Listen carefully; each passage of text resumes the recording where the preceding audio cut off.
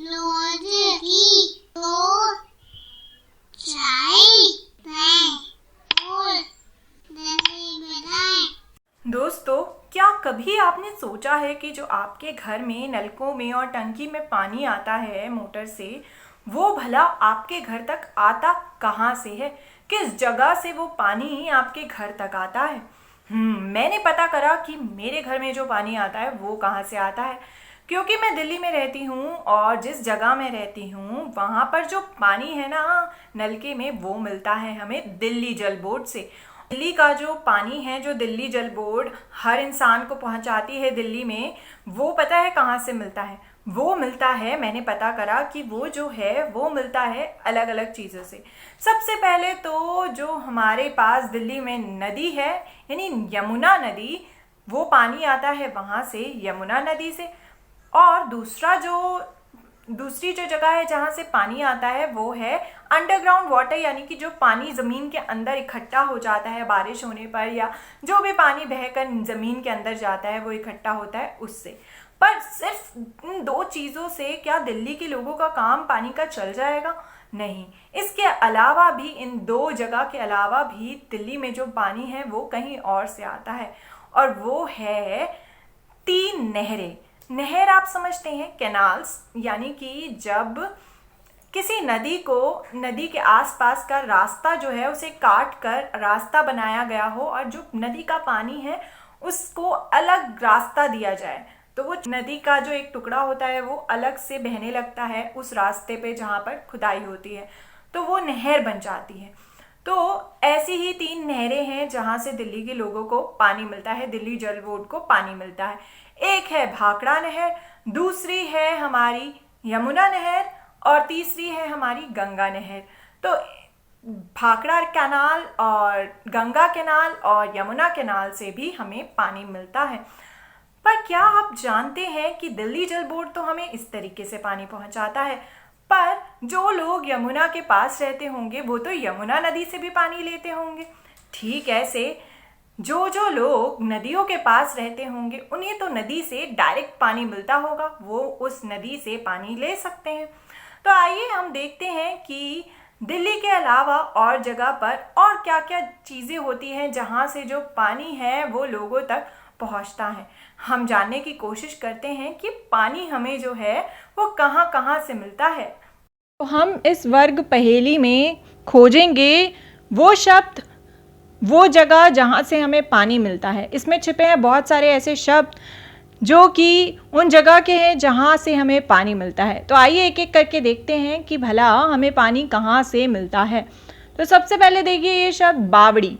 बावड़ी है ना, जो वो स्टेप वेल को बोलते हैं। पुराने ज़माने में बहुत सारी सीढ़ियाँ जो हैं ऊपर से नीचे की ओर बनाई जाती थी चारों ओर से, और फिर जब बारिश पड़ती थी तो उसमें पानी इकट्ठा होता था और फिर सीढ़ियों के ज़रिए उतर कर उससे पानी हम इस्तेमाल कर सकते थे। तो जो बावड़ी है वो आज के ज़माने में तो सारी बावड़ियों में पानी नहीं मिलता, पर पुराने ज़माने में ज़रूर इसका इस्तेमाल बहुत ज़्यादा होता था। पर आज भी कुछ जगह है जहाँ पर बावड़ियों में पानी मिलता है, जैसे कि लखनऊ की बावड़ी। आइए अब अगला शब्द देखते हैं कौन सा है। देखिए ज़रा इस शब्द को, झील। झील यानी कि लेक, उससे भी हमें मिलता है पानी। अगला शब्द जो है वो है ये कुआं। कुआं तो आप पहचानते होंगे, वेल को बोलते हैं कुआं। कुआं जो अक्सर हम देखते हैं जिससे हमें ज़मीन के अंदर का जो पानी है वो मिलता है, जिस पर रस्सी बांध कर बाल्टी लगा कर हम उससे पानी निकालते हैं। तो कुएं से भी हमें पानी मिलता है। आइए अगला शब्द देखते हैं। देखिए नहर। नहर जो है ना, जब नदी का रास्ता बदला जाता है, नदी का जो रास्ता होता है उसके आसपास से खुदाई करके नदी का जो पानी होता है उसे दूसरे रास्ते ले जाया जाता है, तो उसे नहर बोलते हैं। तो नहर जो है वो भी एक ज़रिया है जहाँ से हमें पानी मिलता है। क्या आपने कभी कोई नहर देखी है? आइए अब अगला शब्द देखते हैं, टांका। क्या आपने कभी टांका देखा है? टांका जो है ना वो राजस्थान के रेगिस्तान में एक बहुत ही पुरानी तकनीक है जिसके ज़रिए पानी इकट्ठा किया जाता है। वो लोग क्या करते हैं कि बड़ा सा गड्ढा ज़मीन में खोदते हैं और उसमें बारिश का पानी इकट्ठा किया जाता है और उस गड्ढे को टांका बोलते हैं। तो टांका भी एक ज़रिया है जिससे पानी इकट्ठा किया जाता है। क्या आप भी टांके की तरह किसी तकनीक को जानते हैं जिससे बारिश का पानी जो है वो इकट्ठा किया जाता हो? अब अगला शब्द देखते हैं हम।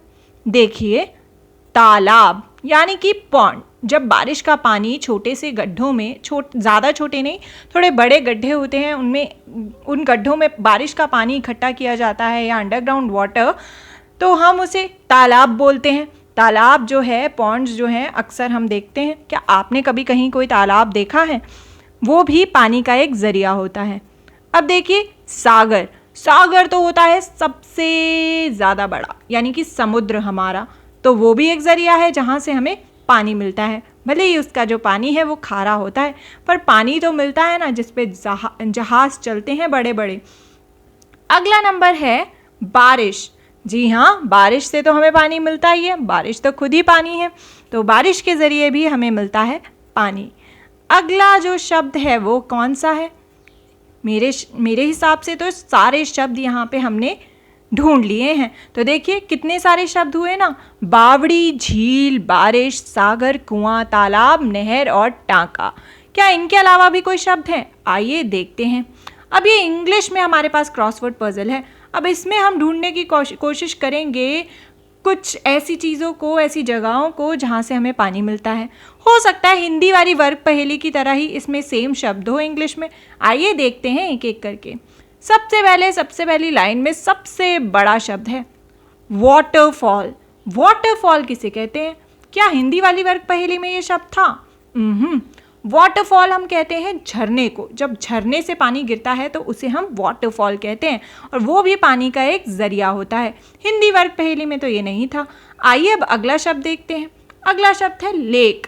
हमने देखा था ना हिंदी की वर्ग पहेली में झील। झील को ही हम लेक बोलते हैं। अगला शब्द है सी, यानी कि हमारा सागर, समुद्र, जिसमें सबसे ज़्यादा पानी होता है। उसके बाद है वेल। वेल यानी कि कुआं, जिससे हम पानी निकालते हैं। कैसे? रस्सी से बांधकर बाल्टी को, उससे पानी निकालते हैं। अगला शब्द फिर से वेल है, ऊपर से नीचे में भी। उसके बाद है रेन, यानी कि बारिश। ये भी था शब्द हमारी हिंदी की वर्ग पहेली में, बारिश। अगला शब्द है पॉन्ड। पॉन्ड जो है वो हम तालाब को बोलते हैं। और लास्ट में है हमारा टैप। टैप किसे बोलते हैं? टैप बोलते हैं हम नलके को, जिसमें अक्सर हमारे घरों में पानी आता है और जिसके ज़रिए हमें पानी मिलता है। तो देखिए यहाँ पे से भी कितने सारे शब्द निकले। कुछ हिंदी की वर्ग पहेली में भी थे और कुछ नहीं थे। जैसे कि वाटरफॉल और टैप जो है वो हिंदी की वर्ग पहेली में नहीं था, पर यहाँ पे है। हिंदी वर्ग पहेली में कुछ ऐसे शब्द हैं जो वहाँ नहीं थे इंग्लिश वर्ग पहेली में, जैसे बावड़ी और हमारा टांका। आइए, और नहर भी। तो आइए अब मैं आपको एक और ऐसी जगह दिखाती हूँ, ऐसी चीज़ दिखाती हूँ जिसके ज़रिए हमें पानी मिलता है। वो इन वर्ग पहेली में से किसी में भी नहीं था। तो आइए मैं आपको वो दिखाती हूँ। ध्यान से देखिए इस तस्वीर को। ये मेरे गांव के खेतों की तस्वीर है, जिसमें मेरी बहन जो है वो मज़े से पानी से खेल रही है। तो ये जो चीज़ है ना, जिससे हमें पानी मिलता है, ये है ट्यूबवेल, जिसे हम नलकूप भी कहते हैं। ये अक्सर खेतों में लगाया जाता है, जिसके ज़रिए जो है, नलकूप के ज़रिए ज़मीन से पानी जो है वो इसमें भरा जाता है और फिर ये पानी जो है खेतों में डाला जाता है ताकि फसलें जो हैं आसानी से उग पाए। तो ये हमारा नलकूप है और ये भी एक ज़रिया होता है पानी का, जहाँ से हमें पानी मिलता है। क्या आपने कभी नलकूप यानी कि ट्यूबवेल देखा है?